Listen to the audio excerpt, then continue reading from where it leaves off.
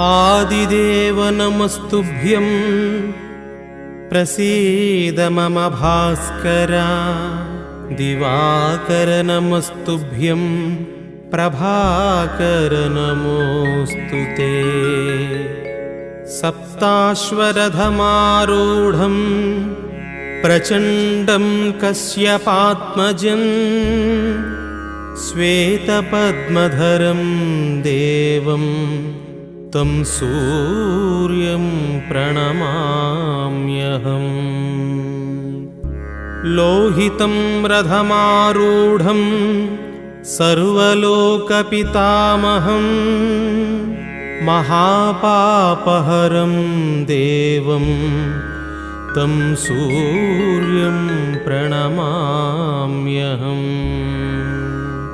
त्रैगुण्यं च महासूरं